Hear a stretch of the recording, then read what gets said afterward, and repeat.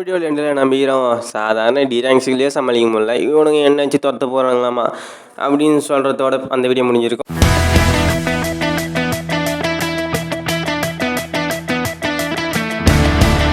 இந்த வீடியோ ஸ்டார்டிங்கில் break and கிளானோட red cloud செட்டை காமிக்கிறாங்க. அங்கே அந்த செட்டோட தலைவரும் இன்னமும் ஒரு சீக்ரெட் டோரை தள்ளிட்டு அதுக்குள்ளே போகிறாரு. உள்ளே போனால் ஒரு சுரங்கம் மாதிரி போகுது. அதுக்குள்ளே போனால் நிறைய பேர் நின்றுட்டு இருக்காங்க. ஒரு மம்மி மாதிரி இருக்க ஒன்றும், அப்புறம் ஒரு மிருகத்தோட மண்டவோடும் மாட்டி வச்சுருக்கானுங்க. அதுக்கப்புறம் அங்கே இருக்க மொத்த பேருமே நம்மளோட ரெட் க்ளவுட் செட்டோட லீடருக்கு வணக்கம் பண்ணுறானுங்க. நான் இங்கே இருக்கேன் ஷாமன் அப்படின்ட்டு இவனை சொல்கிறான். இவன் தான் இந்த செட்டோட துணைத் தலைவரான். அதுக்கப்புறம் நீ ஒன்றும் இந்த வேலையெல்லாம் முடியலையா அப்படின்ட்டு அவரும் கேட்குறாரு. சாரி ஷாமன், இனிமேட்லேருந்து இதெல்லாம் சரி வேற முடிச்சிடும் அப்படின்னு இவனும் சொல்கிறான்.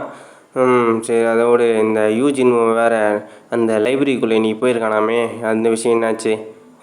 அது நம்ம நினச்ச மாதிரி தான் மாஸ்டர். அவன் செத்து போயிச்சிருக்காதுல்ல, அவனால் அவனுக்கு கொஞ்சம் அறிவு கொஞ்சம் வளரணுன்னுட்டு படிக்க போயிருப்பான், வேறு ஒன்றும் இருந்திருக்காது. ஓகே அப்படின்னு இருந்தால் ஓகே தான். அவன் நம்ம பிளான்ஸில் கொஞ்சம் தலையிடக்கூடாது. சரி, அதை விடுங்க. ஆனால் இந்த ஜிங்ஜாங் உங்களை ரொம்ப தொலை பண்ணுறானே, பின்ன அவனால் வேறு என்ன பண்ண முடியும்? என்ன அது மட்டும் தான் பண்ண முடியும். அதனால தான் நம்ம அவனை தேர்ந்தெடுத்தோம் இல்லையா? ஆமாம் மாஸ்டர். அந்த லைப்ரரிக்குள்ளே போய்ட்டு அந்த யூஜின் என்ன பண்ண போகிறேன் நீங்களே, அவன் ஃபஸ்ட்டு அந்த லைப்ரரிக்குள்ளே போய்ட்டு மொத்த மாஞ்சிலேசியும் கற்றுப்பான்னு நினைக்கிறீங்க? சொன்ன மாதிரி இல்லைல்ல, எதுக்கும் அவன் மேலே ஒரு இன்சூரன்ஸ் போட்டு வச்சுப்போமே. சரி, அவனை விடுங்க மாஸ்டர், இதை பாருங்கள் நாங்கள் எல்லாமே முடிச்சிட்டோம் அப்படின்ட்டு இவனுங்களும் சொல்கிறானுங்க. Okay nice. அப்போனா இன்னைக்கு நைட்டு நம்மளோட பிளானை ஸ்டார்ட் பண்ண வேண்டிய நேரம் வந்துச்சுன்னு சொல்கிறானுங்க. அதுக்கப்புறம் எஸ் ஓகே சார் அப்படின்னு அவனும் சொல்கிறாங்க. எல்லாமே ரெட் ஸ்கை தான் அப்படின்னு கத்துறானுங்க. அதுக்கப்புறம் பிரேக் அண்ட் கிளானோட லைப்ரரியை காமிக்கிறாங்க. இங்கே யார் இருப்பாங்க உங்களுக்கே தெரியும். அதுக்கப்புறம் அதுக்கு வெளியே இருக்க 2 பாடி கார்ட்ஸ் ஒருத்தன் ஏய் அவர் உள்ளே போய் எவ்வளோ நேரம் ஆகிடுச்சிடா, அவர் ஒன்றும் என்னடா பண்ணுறாரு, நம்ம ஒன்றா போயிட்டு அவருக்கு எதனா ஹெல்ப் பண்ணலாமா? டேய், என்னது ஹெல்ப் பண்ண போறியா? அவருக்கு ஹெல்ப் பண்ணி நீ எதனா பெரிய சீக்கிரம் மாட்டிக்காத, இங்கேயே சும்மா நில்லு. அங்கே எல்லாமே அரங்குரியமாக தானே இருக்குது. எந்த புத்தகத்தையும் ஒழுங்காக எல்லா மார்ஷியல் ஆர்ட்ஸும் அறக்குறதாண்டா. எந்த புத்தகத்துலேயும் ஒழுங்கான மார்ஷியல் ஆர்ட்ஸ் எதுவுமே இல்லைன்னா அவரால் ப்ராக்டிஸ் பண்ண முடியாதா? ஒரு உயிருக்கு உத்தரவாதி இல்லைடா அதை ப்ராக்டிஸ் பண்ண அப்படின்ட்டு அவனும் சொல்லிட்டுருக்கான். கொஞ்சம் நேரம் அமைதியாக இருடா அப்படின்ட்டு அவனும் சொல்லிடுறானுங்க. முட்டா பசங்களா, நீங்கள் பேசுறது எல்லாம் என் காதில் கேட்குதுடா. நீங்கள் எவனும் எனக்கு உதவி பண்ண வேணாம், எல்லாம் என்கிட்ட அடி வாங்கின பசங்க தானே. ஏன்னா அவனுக்கு சிஸ்டம் உதவி பண்ணிகிட்டு இருக்குது. இந்த மார்ஷியல் ஆர்ட்ஸோட பேர் art of the black wolf judge. அதுக்கப்புறம் நம்ம ஹீரோவும் இது ஃபஸ்ட் கிரேட் தான், இது ஃபஸ்ட் ரேங்க் தான், இருந்தாலும் இது வேண்டாம்னு நினைக்கிறேன். ஏன்னா நம்மளுக்கு டிமானிக் ஆர்ட்ஸ் அளவுக்கு இருக்கிற பவர்ஃபுல்லான மார்ஷியல் ஆர்ட்ஸ் தான் நம்மளுக்கு வேணும். அது மாதிரியான மார்ஷியல் ஆர்ட்ஸ் இங்கே இருக்குமா அப்படின்னு நம்ம ஹீரோவும் பார்த்துட்டு இருக்கான்.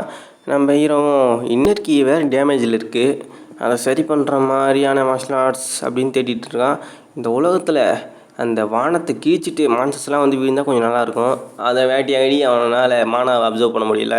அதனால் அவன் அந்த மாதிரி திங்கிங் போயிடுறான். அதுக்கப்புறம் ஒரு புக்கு எடுத்து பார்க்குறேன். இந்த புக்கோட பேர் art of the unbreaking art அப்படின்ட்டு இருக்குது. இந்த புக்கை நீங்கள் லேர்ன் பண்ணுறீங்களா அப்படின்ட்டு சிஸ்டமில் கேட்குது. நம்ம ஹீரோ வேறு வழி இல்லையே அப்படின்னு தொடலான்னு போக சொல்ல ஏதோ ஒரு புக்கு இருக்க வண்டி மாதிரி இருக்குது. அது நம்ம ஹீரோவோட காலில் இடிக்குது. நம்ம ஹீரோ என்னடா அப்படின்னு எழுந்து நிற்கிறான். அந்த ஒரு பொண்ணு இருக்குது. அந்த பொண்ணை பார்த்து மொழிகிற மாதிரி இருக்குன்னு நினைக்கிறேன். அந்த பொண்ணு சாரி என்னை மன்னிச்சிடுங்க, இது என்ன புக்கு இது அப்படின்னு கேட்குறான்.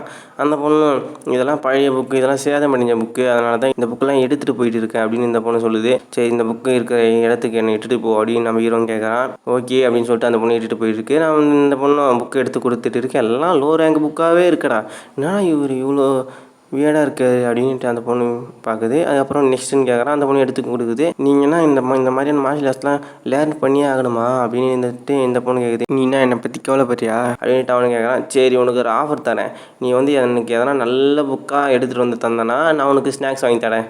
சரி, அதுக்கு முன்னாடி உன்னோட பேர் எனக்கு சொல்லிங்கன்னா எனக்கு மறந்துச்சு அப்படின்ட்டு நம்ம ஹீரோ சொல்கிறான். என் பேர் டான்சோ யோன் அப்படின்னு இந்த பொண்ணு சொல்லிவிட்டு கொஞ்ச நேரம் வெயிட் பண்ணுங்கள் அப்படின்னு சொல்லிட்டு ஓடி போயிட்டு ஒரு புக்கு எடுத்து கொடுக்குது. என்ன இது இவ்வளோ ஓல்டாக இருக்குது அப்படின்னு சொல்லிட்டு நம்ம ஹீரோ ஓகே சூப்பர்னு சொல்லிட்டு அந்த பொண்ணு தலையில் தடவி கொடுக்குறாரு. சரி வா, உனக்கு ஸ்நாக்ஸ் வாங்கி தரேன். நம்ம ஹீரோட வீட்டை காமிக்கிறாங்க. நம்ம ஹீரோவும் அவரோட வீட்டில் அந்த அந்த ஓல்டு புக்கை ட்ரைனிங் பண்ணிகிட்டே இருக்கார். அது வந்து ஒரு முனிவர் தான் அந்த புக்கை எழுதியிருக்காரு. அது வந்து அவர் கற்றுட்ட மார்ஷியல் ஆர்ட்ஸு அதை அப்படியே எழுதியிருக்காரு. இது வந்து ரொம்ப ஓல்டாக இருக்குது. இந்த புக்கு நம்மளுக்கு செட் ஆகும்னு நினைக்கிறேன்.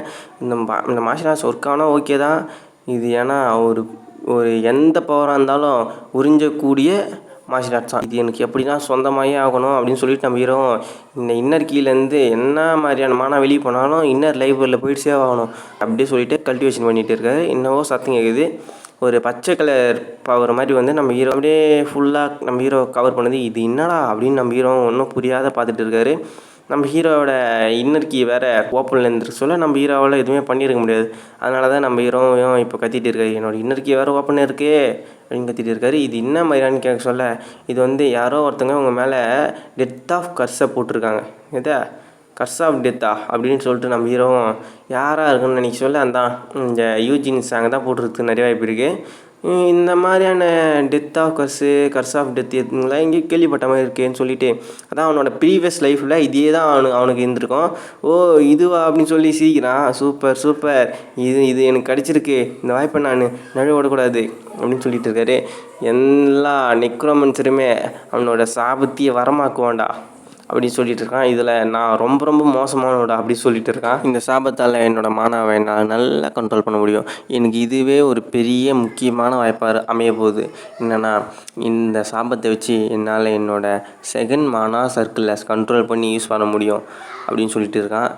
என்னோடய சின்ன கிண்ணம் இப்போ பெருசாக மாறப்போகுது அப்படின்னு சொல்கிறான். இதோட இந்த வீடியோ முடியுது. Thank you, bye bye.